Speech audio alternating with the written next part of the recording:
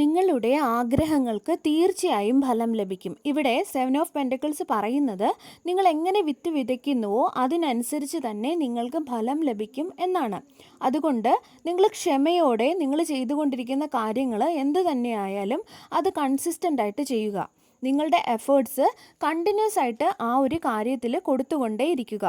നിങ്ങൾ കാത്തിരിക്കുക.